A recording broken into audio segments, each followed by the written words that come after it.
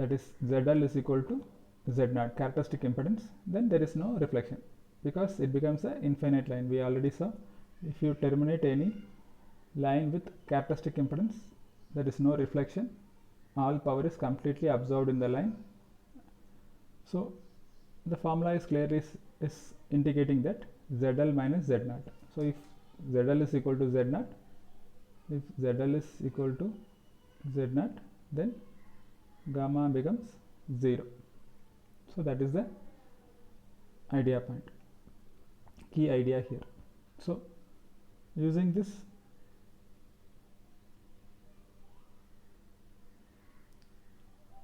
so load impedance or characteristic impedance are complex quantities, therefore reflection coefficient is a complex quantity. ZL and Z0 are complex quantity, so any ratio of any complex quantity is always a complex quantity.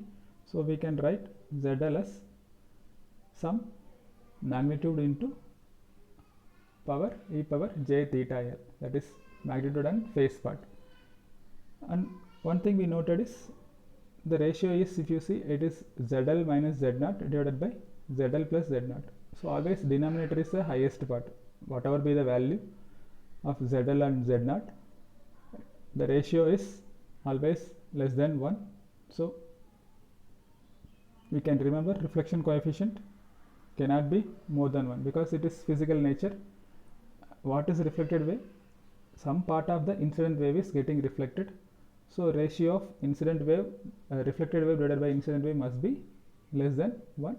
So modulus of gamma n, that is magnitude of the gamma L, is always less than L.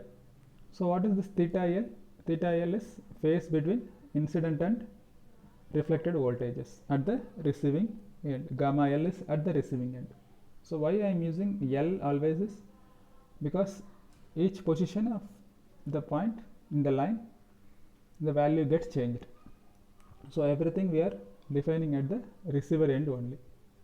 So gamma L is used, always L is used, or even if it is not mentioned, it is assumed that reflection coefficient or any other parameter VSWR are measured at the receiving end only, receiving side only we are measuring at the receiver point, that is load point. So quickly we can say reflection coefficient is the ratio of incident reflected voltage divided by incident voltage.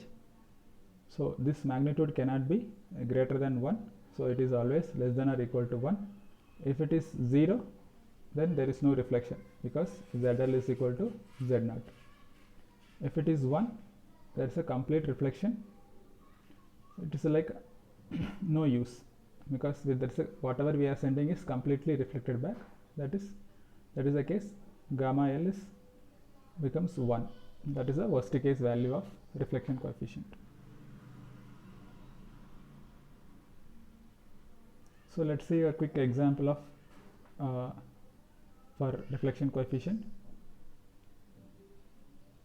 So there is a certain transmission line has characteristic impedance of 75 plus j 0.01 ohm, and it is terminated in the load impedance of 70 plus j 50 ohm. So find the reflection coefficient. So here ZL is given, that is load impedance 70 plus j 50, and characteristic impedance is given as 75 plus j 0.01 omega. So directly we substitute in the formula, we will get it. Substitute in the gamma formula, that is reflection coefficient is equal to ZL minus Z0 divided by ZL plus Z0. We will get, we will substitute it, we will find 0.33, angle value is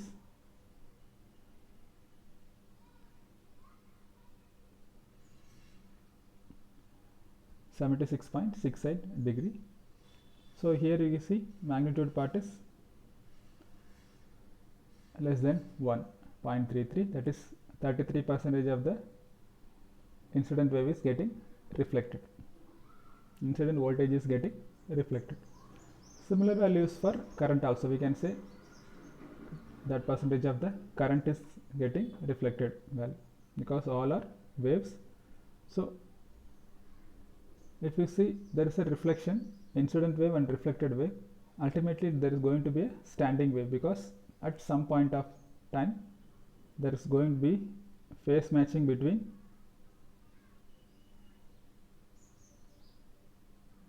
what we call standing wave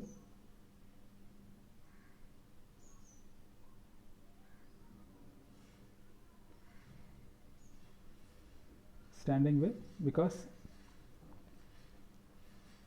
incident wave is a wave, it's sinusoidal quantity. Reflected wave is also a sinusoidal quantity. There are places where that phase matching will occur. So any point at any point in the line, there will have a maximum voltage. It can be greater than incident value, or some places where we'll have minimum voltage because of antinodes, that is reflected wave and incident wave are out of phase, so we will get a minimum value. So something like a standing wave, when we take a cross section we can see the wave is standing. So next class we will see that standing wave ratio, how it is related to the reflection coefficient.